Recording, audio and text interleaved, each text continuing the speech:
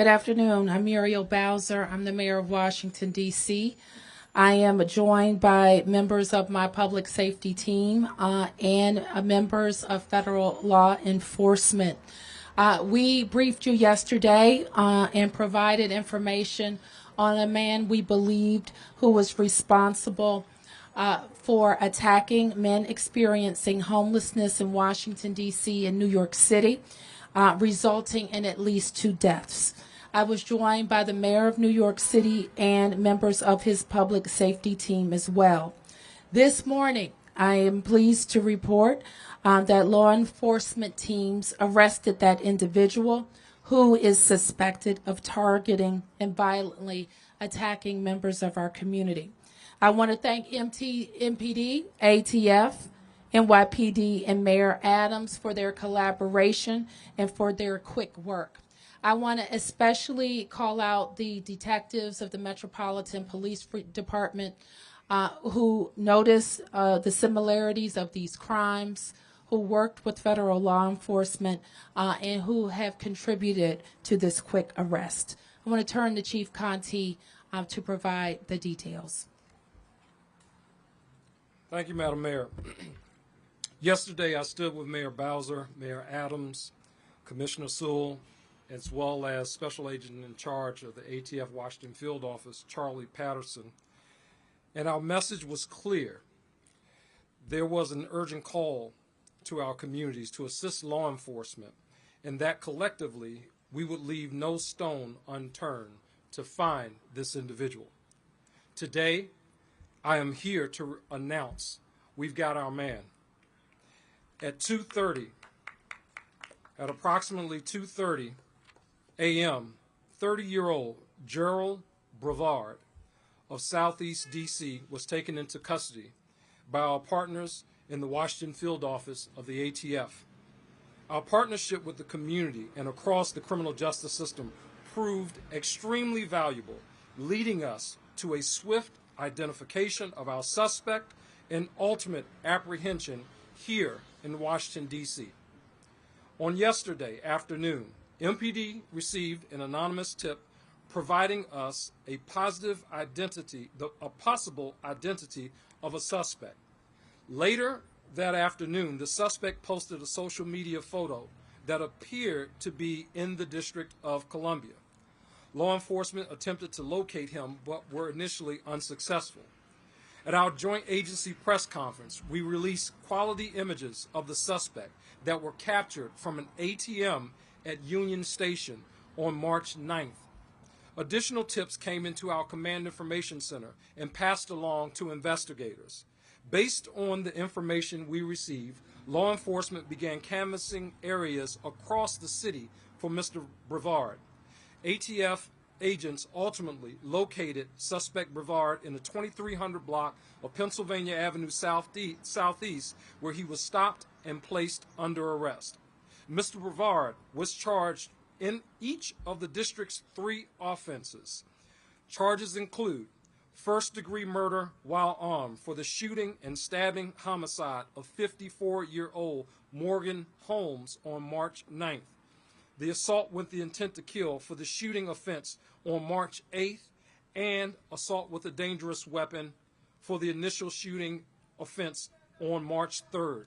Additional charges for offenses committed in New York are anticipated. The investigation is ongoing, but I must acknowledge the outstanding work of our partners and MPD detectives. The NIBIN Investigations Unit from the Metropolitan Police Department, the Arson Task Force, the United States Attorney's Office, the New York City Police Department, as well as the United States Attorney's Office, the District of Virginia, the ATF, and MPD's Homicide Branch and Violent Crime Suppression Division all did outstanding work.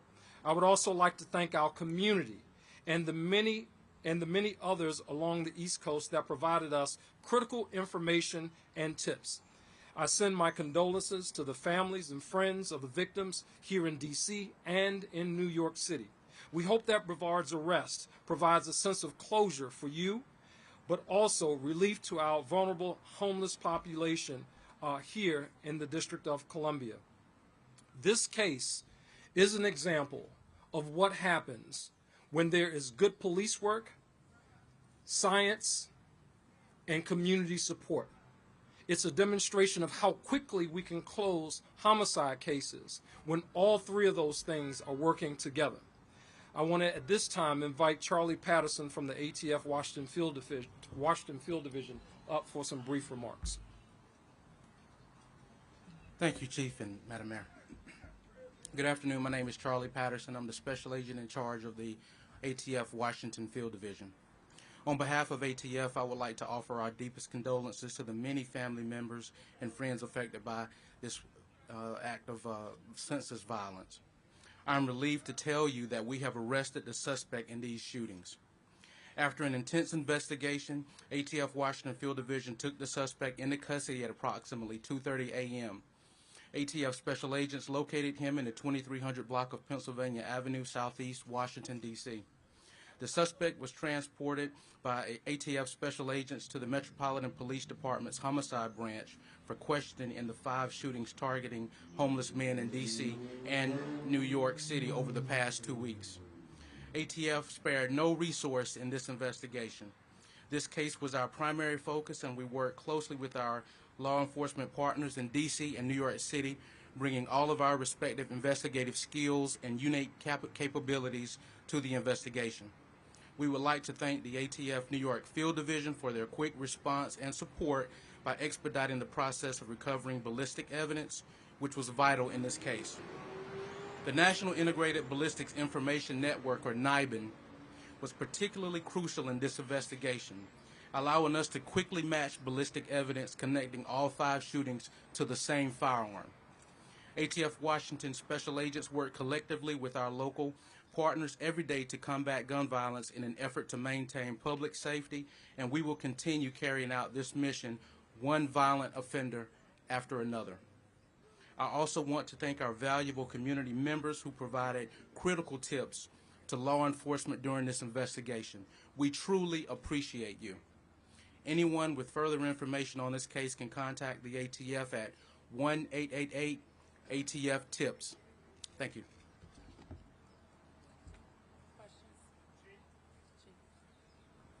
Hey, Mark. Just about an hour ago, New York City held a press conference where they said that the suspect remains a person of interest, but they do not have enough to charge him right now, that a gun was not found on him, and that they're here in town working with your detectives. Why are you so confident that you have the right man when they're not? Did you find a gun, and is he cooperating? We do not have a firearm at this point, but based on all the evidence that we pulled together in this case, the video evidence, the images that we've seen, this individual, we believe, I'm very confident that this is the person. We feel we have enough probable cause to charge that person with the crimes that have occurred here in the District of Columbia. Sam, yeah. So the NYPD also said that there was a D.C. police detective who was looking, I guess, followed New York, and who immediately made the connection. Who was that? You missed the press conference yesterday, Sam. So, Captain Kevin Kentish, come here, Kevin. He's a New York native, but he's head of the homicide branch here in Washington, D.C. That's my guy. And so I'm gonna make the connection for you, Sam. Right, I got you. Look, man, don't put my captain on spot right now. Let me tell you what happened, Sam. So here's what happened for the benefit of Sam, everyone. Yeah, he was going through social media because he is a native New Yorker, so he still kind of follows what's happening in New York. And as he was going through the social media in New York, there was an image out there, this image of this individual who had shot the homeless person. Was out there on social media. Kevin saw that image. He took that back to his team who's working on this case. It was like, hey, look, this looks like our guy. They basically went over, they contacted the authorities in New York, started working on it. We told them what we had. We told them about the forensic evidence that we had with respect to the specific caliber firearm that was used in this case. Very similar case in New York City. And as we started pulling things together, our partners at the ATF tested our evidence that was recovered. They tested the evidence that was recovered in New York, and we got a hit. So, Before So prior to that, so within MP, that was Kevin's role on the back end part. But prior to that, there was linkages that happened here in the District of Columbia, and so the first instance where the individual was shot, actually that was a late report to the Metropolitan Police Department. The guy, he thought he got shot with a pellet gun, actually. So it was a late report to MPD. So we had to kind of go back on that case and found some evidence in that case, and then link that to the next case that happened. And then when the guy was murdered inside of the tent, initially we didn't know that the guy was murdered, right, because of the thermal burns, etc. But going through and finding evidence on that scene, we were able to then link those three cases together. So it was just an incredible amount of detective work, science, and community support that really kind of brought all this together for us to be able to stand here before you today and announce the closure that we have. So I'm very confident to answer your question. Yeah, don't do that. Just how critical were the tips from the community in making this arrest? Extremely important. We expect to pay out in this case following the arrest and conviction of this individual. It was extremely helpful. Tips came in from all over, and again, that is what public safety, true public safety, looks like, right? When the police are doing their responsibility, and we have the science to handle all the things in the background, and you have people in community who see and know what happens in community when they are sharing that information with police. That's how you close homicide cases. When one of those things are not working, it overloads one part of the system. So yeah, we fully expect to pay out, and it was extremely helpful to making sure that we really kind of tied everything together. And is it fair to say that finding the gun is the biggest kind of missing piece here still? It's an important piece, but we make cases every day where we don't have a firearm. So, it is an important piece, but we'd like to get it. If someone is out there with information who knows where this particular firearm is or knows where this individual has been, we're checking all of that stuff, but it's very important to us. Yes, sir. How about in terms of a motive? When you've spoken to him or when you took him into custody, did he say anything? Did he offer anything in terms of a motive as to why he was doing this? Yeah, well, he has not offered a motive. Evan? This goes along those lines, but I wonder if you've learned at any point in the investigation so far, does he have any connection to these victims, or does it appear to be totally random? We're not certain that he has a connection to the victims or not. We believe that it's random. I don't know that he knew these guys in New York. Definitely here in Washington, D.C., it's just really hard to say specifically that he actually knows these individuals or there was something that that happened before this, and we're not aware of anything like that. Gerald, G-E-R, the victim, I'm sorry.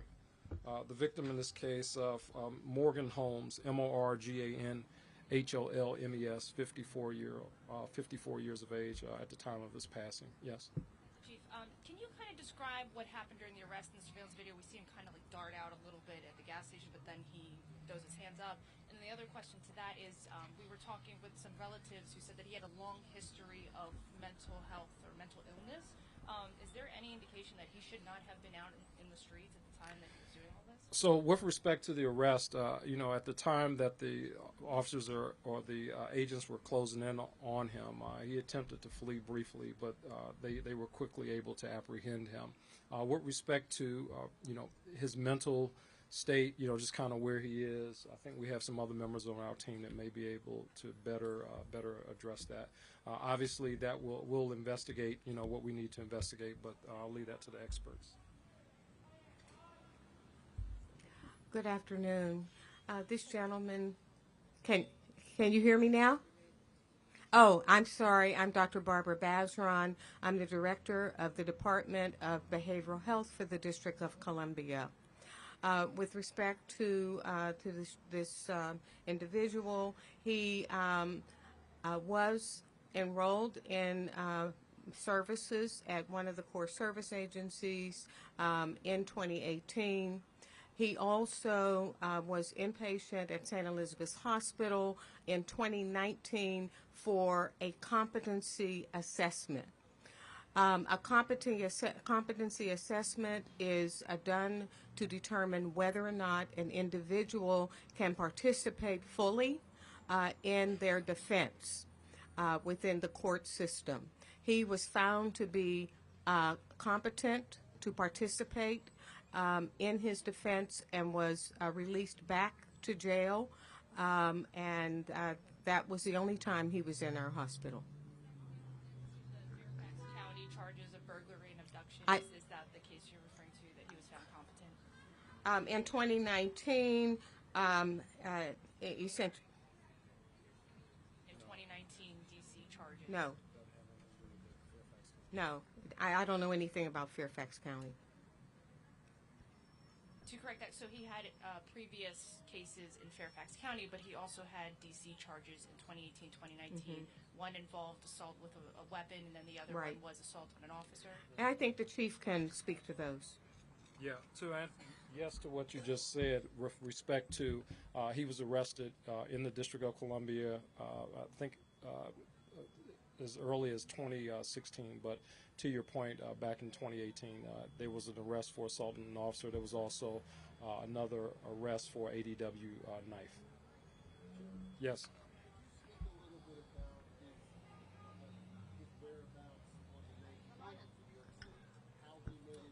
Did he take the metro? Did he take the train in? And also, as far as his whereabouts that day, like, were you able to trace back where he was and work backwards?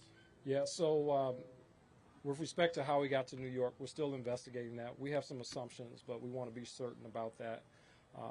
And then your question about were we able to kind of trace? Yeah, we were able to kind of link up where these crimes occurred with where he was. Like I said, I think there is substantial evidence that we have recovered, video evidence, electronic evidence that supports that. So we feel very confident that this is certainly our guy. I'll go over here. We don't know that. Yes, ma'am. We understand that you received tips about the suspect's identity from his family and people who knew him from the court system. Can you confirm those reports? I will not confirm who called in the tips. Next question. Yes, sir. Quick question for the ATF. You were talking about technology that was used and how crucial technology was in all this. I believe I spoke to a security expert yesterday that says the ATF has technology where you can almost read forensic evidence or fingerprints off bullets. Was that type of technology used? And again, just briefly describe how technology was used in all this. So from the standpoint of the ballistics evidence, we'll just say our NIBIN, what I just mentioned, was critical in this case in terms of having an examiner look at those shell casings in real time, expediently to make a match. Can't say enough about our National Correlation Center that's down in Huntsville, Alabama, where we can have people in there 24/7 to look at those shell casings and make those determinations. Critical. Madam Mayor. So a question for you when it comes to press conferences on this. Obviously, they didn't happen until after the New York case. Was there something in the New York case that it elevated this to something to have a press conference and that sort of thing? Because I know press releases did go out. No, so the issue was really kind of again, they're going through hundreds of hours of video and everything, really trying to pull all these pieces together. At the point where, the link was made was actually, again, as we looked at the D.C. cases, and then looking at the New York image, like, that's similar to something that we just got a hold of, so let's put these things together. So, I mean, you're talking about a major incident over the course, from March 3rd to present day, being events happen, videos and so forth reviewed, case closed, evidence checked, and so, I mean, that's an incredible amount of investigative work. I mean, I know people watch CSI and all that kind of stuff and think it happens in 60 minutes, but that's an incredible amount of work to happen in a very short period of time. Yes, ma'am. Although this suspect is in custody, what message do you have for people in our community that are experiencing homelessness that may still be concerned about their safety? Yeah, well, the mayor talked very, very well yesterday, as well as Mayor Adams, about the things that we're doing in our city to make sure that people are not in a space where they have to experience homelessness. You know, the mayor can certainly address that, but from the Metropolitan Police Department standpoint, the Metropolitan Police Department is here to make sure that all residents, including our unhoused residents, feel safe in our city. And we do that through our patrols, we do that through our community interaction and engagement, and we'll continue to do that. And hopefully, if there is ever a time that we need to utilize the resources of our federal partners and all that kind of stuff, that we will continue to get community support to make sure that residents, including our homeless residents, are safe. You gave a brief update about them yesterday, but Yes. Are they in the hospital, or can you say any more about how they're doing? I'm not going to say a lot more about them other than the fact that they are recovering. They are witnesses at this point. From the ATF about the effort to take this man into custody, any special task forces that were used? Was this a special situation where you had a tip where you knew he was going to be in that location and you were waiting for him, or how did that unfold for you guys? Well, I won't get into the specifics of the investigation. I'll just say that a couple of groups in our office were actively surveilling that area and were able to find him in that particular block of Pennsylvania Avenue and effect the arrest. Any idea why he was out at 2:30 in the morning this morning? Not that I'm aware of, but I can just tell you that the incidences that occurred with the shootings were out about that time of morning. So he's normally out that time of day or that time of morning. Hold on 1 second. Next. For the mayor. Mayor, yesterday I talked to several homeless people in the city, and they told me two things. One, they are afraid, some of them, to go to a shelter. They say that those shelters are not safe, and they would like to see more help to find jobs within the city. What would you say to them, please? Well, most people, if they're living on the street in a tent, they need some stabilization in order that they are ready for work. And that is why we're very focused on making sure that our emergency low barrier shelters can serve them, but also making sure that we're investing in those shelters so people do feel cared for. They can deal with their emergency. They can get to work. Some people are using the shelter and going to work every day. And we know that our program, we call it the CARES pilot. It is intended for our outreach workers to go to anyone who's living in a tent, unhoused on the street, to make sure they are familiar with the services that are provided and that we can get them into shelter. So that is what I will continue to emphasize to people.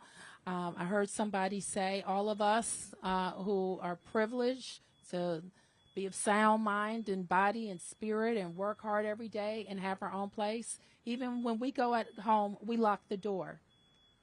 You can't do that on the street. It's inherently unsafe. And so that's why we want to connect people with shelter and housing. Yes. That this suspect, I mean, both you and the mayor yesterday were pretty dire about getting him off the street. It only took 10 hours since you released that last picture. Can you talk about your relief that he's off the street? I am relieved, but I'm also challenged by the question that was just asked. If we can do this in this case, we can do it in every case. And MPD is producing a lot of video image. We put up a $70,000 reward, and the community came forward. And we're going to work hard to make sure that there's justice for these victims. So, yes, I am relieved, but I knew, I told people yesterday, we didn't know who this guy was or where he lived, but I knew that if he was in D.C. with that image, he would be found. And I'm grateful for the detective work that's happened here, the police work, the ATF partnership to get this person, this suspect, off the street. That he was trying to catch one of the discount buses that run through that corridor, possibly trying to leave town? I don't know, Mark. That's anyone's guess why, but we're not certain about that. A couple more questions. Hour? Say again? Do you believe that he was searching for another victim while he was out at that hour? I mean, that would be pure speculation on my part. Anything is possible. As the question was already raised a little earlier, I mean, we know that in that hour, 2:30 in the morning is when we experienced some of the violent crimes that we saw. So, I mean, anything is possible. We just don't know that for certain. Okay, you have a question? Yes. In terms of when this came together, there was a lot more focus on the homeless deaths in New York originally. I know you put out press releases, but some people I interviewed who were homeless yesterday wondered why they weren't informed earlier that there was sort of a killer on the loose. Can you address that? Yeah, because everything did not come together on the initial scene. The initial scene, the person didn't even realize they were shot. The guy thought that he was being robbed at the time. So it wasn't really a correlation at that point. We made the correlation at the point where the forensics started coming back, and that happened right before the NYPD cases started to occur. So we had something to offer, something to share, you know, not just forensics, but also an image to really kind of pull things together at that point. So it's just really timing, evidence collection, and processing that got us to where we are right now. Beatrice Peterson, ABC News. Do we have any indication that this guy targeted any other people in any other cities? So I've heard some grumblings about that. We're doing everything that we can to check. Yesterday, Commissioner Sewell spoke of the major city chiefs call that we had yesterday with all the major city police departments around the country, as well as some federal partners, to talk about any similarities in other cases that they have. Obviously, we'd be looking for any, the first thing would be any ballistic links that would point us in a direction, but short of that, we're looking for any information that community members may have to offer that may help us in this case. If you know this person, there were crimes in a particular city where that person happened to be, Mr. Brevard, that is, that would be helpful to us. But we're checking through files just to see if it's anything else that's out there. Again, no stone unturned. Can you say as to whether any police departments have contacted you after hearing about this case, about him? No, other than to say congratulations on the closure. At this point, he's over at the, well, right at this point, I'm not, as of about maybe an hour or so ago, he was being processed over at the homicide branch, at a homicide branch. At the latest, probably tomorrow. It depends on what's happening in that space, and I just don't have any visibility into what's happening there right now. Federal charges, they could come at some point, but not right today. Right now, he's being charged with the things that we've already talked about. Thank you. Thank you.